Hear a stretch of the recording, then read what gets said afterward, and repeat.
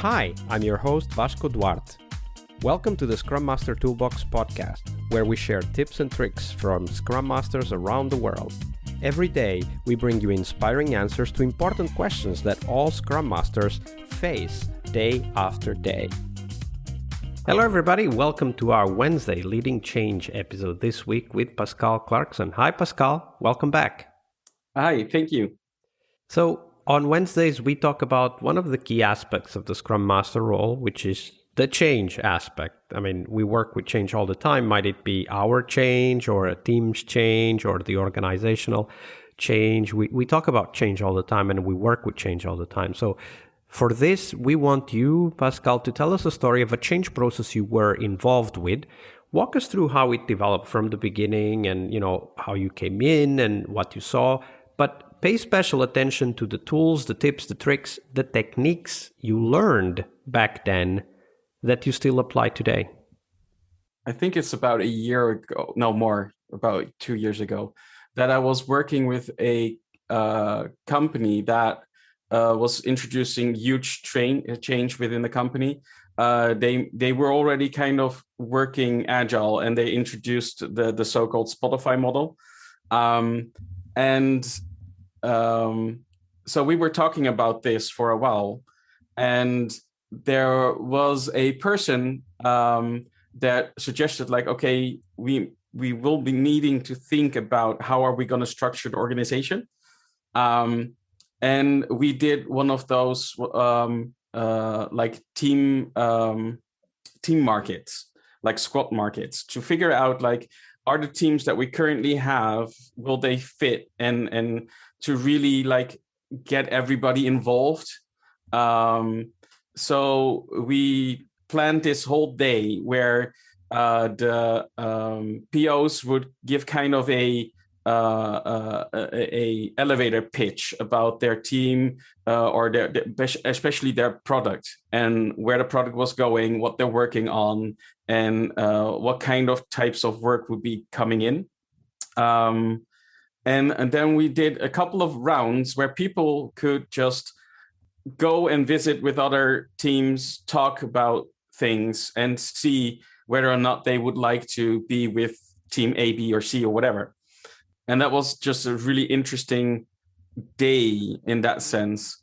And one of the key learnings I had there is that change is really personal as well. Some people are really easy, like, okay, I'll go and stand with team A, and others are like more like, no, I know what I know and what's familiar to me, and I'll stick here. So you need to have really a good idea about, okay, what type of people do we have within the organization? What's the culture like? Are people more adventurous or less adventurous? And take that into account when you design like a day like that. Absolutely. So this is I think you called it team market, right?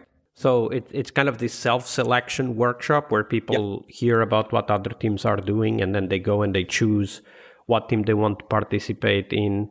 I think we've had at least once this idea also discussed here on the podcast, and immediately the thing that came to my mind is that what you said, that change is personal, is even more obvious in a situation like this, where you're not being communicated what needs to change. You're being given the opportunity to change something, and then you might or might not take that, right? So one of the things that always shocked me when hearing about this workshop, the self-selection workshop, is that if I put myself in that situation, I would not necessarily know where to start.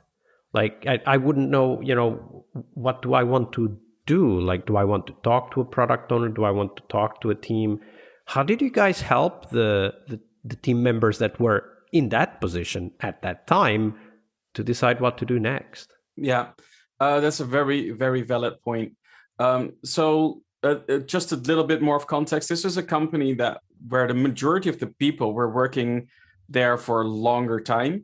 So most of them already had kind of a sense of what at least the company was doing and what different products they were creating. But even so, you don't really know what's happening with another team at any given point. So it's, to me, one of the key learnings is that you can really, if you want to do this in a proper way, you need to make sure that everybody knows kind of what the day-to-day business is like with different teams. Because if they don't know that, it will fail. So that was one of the pitfalls that we actually stepped in my opinion. We try to address that, but I think we could have done more. I think we could have had like a couple of special demo sessions or days or whatever, where we would invite people to really get to know the different products a bit more before they were sent into a market like that.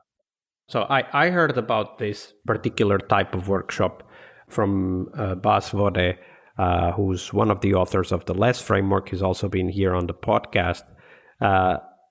In a large organization that, they had done this, and they basically said, okay, so by the end of the day, you need to have chosen a team, and then you move to that team.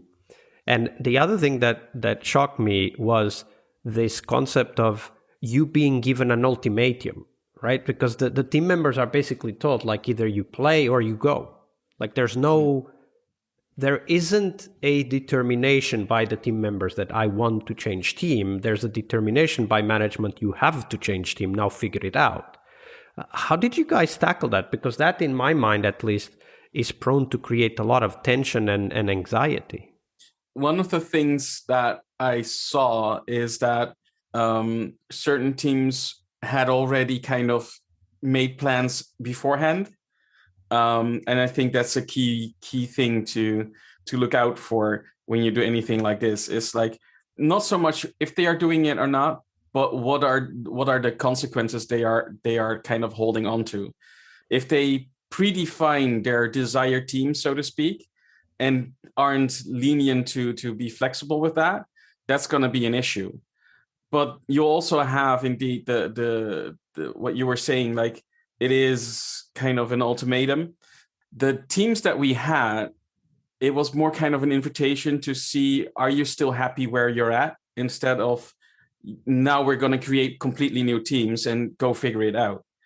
So there was a bit more of a ultimatum in the sense like, okay, so advocate for what you want and make sure that you get where you want to be going, instead of an ultimatum where, like, if you don't pick anything, you're out of the company or something like that. I don't feel that ultimatum bit that you were referencing was really there as such, but there was some frustration definitely going on. There were certain teams like okay, yeah, because there was one team that was going to be broken up, and they were like, yeah, we actually don't want that. So they had difficulties, and they did the prepping, and were kind of like non-flexible at that point. Yeah.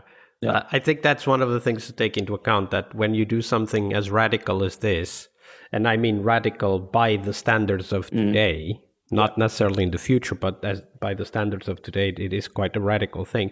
There will be some people who will love it and will think it's a great idea and will thrive in that environment. And there will be others who will hate it and will not know what to do or will not even want to take part. Yeah, definitely.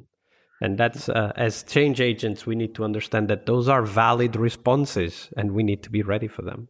Yeah. And just to note, at the end, there were a couple of teams that were like, yeah, we don't have enough people. We won't be able to do what we are asked to do. And management had the idea like, okay, well, just give it a try. And by challenging them on that, they eventually found that they did have enough people and it did fit. And that was we had our ups and downs with it as well in the results. So, yeah. And be ready for that too. But that was a great story. Yeah. Thank you for sharing that, Pascal. Yeah, you're most welcome. Leading change is one of the core skills we must acquire, but it is only one of the steps towards our success as Scrum Masters. Tomorrow, On Success Thursday, we will talk about how to define success for the Scrum Master role, we'll cover tips on how to measure your way to that position, and most importantly, how to develop that focus on continuous improvement that is as important for Scrum Masters as it is for teams. See you tomorrow. We really hope you liked our show. And if you did, why not rate this podcast on Stitcher or iTunes? Share this podcast and let other Scrum Masters know about this valuable resource for their work. Remember that sharing is caring.